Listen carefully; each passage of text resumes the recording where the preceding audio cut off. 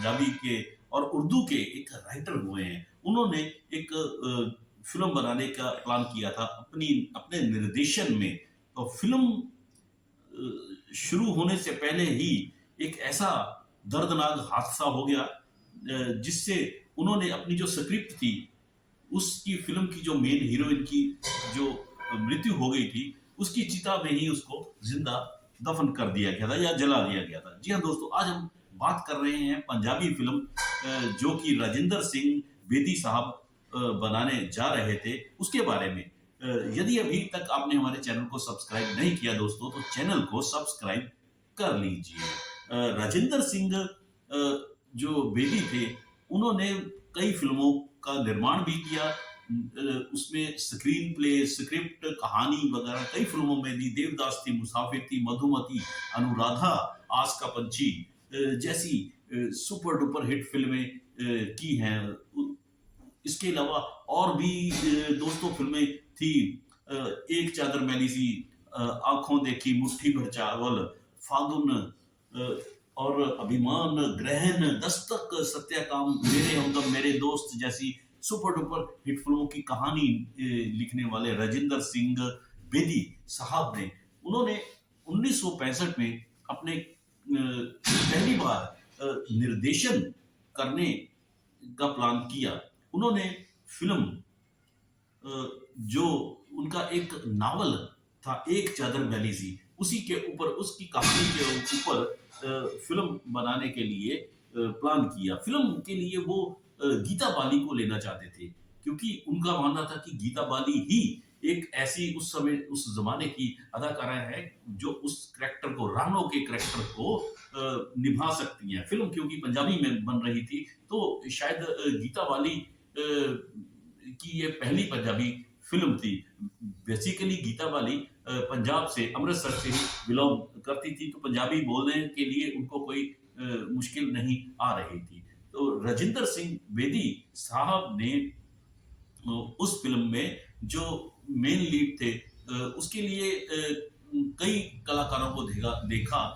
धर्मेंद्र उनकी पहली पसंद थे। उसके बीच में 21 वर्षीय, उस समय राजेश खन्ना साहब की उम्र 21 वर्ष थी, तो वो भी उस समय उस किरदार के लिए, मंगल के किरदार के लिए ट्राई कर रहे थे। लेकिन राजेंद्र सिंह बेदी साहब को धर्मेंद्र ही सही लगे और उनकी वो पसंद बने थे। उसके बाद फिल्म का काम शुरू हो गया। एक फिल्म की जो शूटिंग थी दोस्तों, वो पंजाब के एक बंगा क्षेत्र है, वहां पर शुरू हो गई थी। 10, 12, 13 दिन हुए, फिल्म चल रही थी। बड़ी जबरदस्त तरीके से उसके आसपास के गांव में शूट हो रहा था।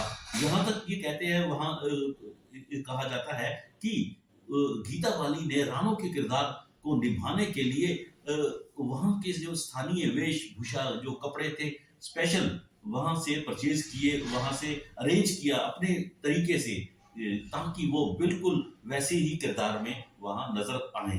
लेकिन होनी को कुछ और ही मंजूर था। गीता बाली को अचानक वहां चेचक हो गया और इतनी बीमार हो गई कि उनकी हालत बहुत ज्यादा खराब हो गई।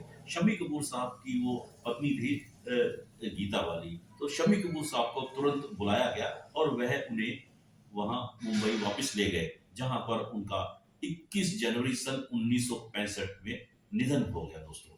तो इस जो पूरा एपिसोड था, इसका पूरा, उस राजिंदर सिंह बेदी साहब बहुत परेशान हुए। वो इतने व्याकुल हुए कि जब गीता बाली का अंतिम संस्कार हो रहा था, तो चिता जलाई जा रही थी, कहते हैं कि राजिंदर सिंह बेदी ने इस फिल्म की स्क्रिप्ट को भी उसी में जला दिया गया था दोस्तों।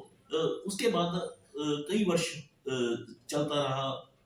राजेंद्र सिंह बेदी ने फिर उसके बाद सन 1970 में पहली अपनी निर्देशन के जो निर्देशन में फिल्म बनाई थी, वो थी दस्तक। संजीव कुमार और रेहाना सुल्तान उस फिल्म में थे। कई अवार्ड उसको मिले थे। एक चादर मैली सी जो नावल लिखा था राजेंद्र सिंह बेदी साहब ने, बेहतरीन नावल था। उसके ऊपर पाकिस्तान में भी एक फिल्म बन चुकी थी, मुट्ठी भर चावल, संगीता ने वो फिल्म बनाई थी। तो यहाँ पर इंडिया में 1986 में फिर कोशिश की गई उस फिल्म को बनाने के लिए दोस्तों। फिल्म का काम फिर शुरू हो गया और 1986 में हेमा मालिनी को इस मेन लीड रानो का जो किरदार था उसमें हेमा मालिनी को लिया गया, साथ में ऋषि कपूर को लिया गया उसमें, और नए कई कलाकार थे। सुखवंत ढड्डा साहब ने ये फिल्म बनाई थी, बेहतरीन फिल्म बनी थी, जबरदस्त फिल्म बनी थी ये। उसको यहाँ बहुत खूब चली भी थी, वो आपको पता ही है फिल्म का, राजेंद्र सिंह बेदी साहब के नावल के ऊपर एक चादर मैली सी। तो ये कुछ जानकारी थी दोस्तों आपको देने की हमने कोशिश की है।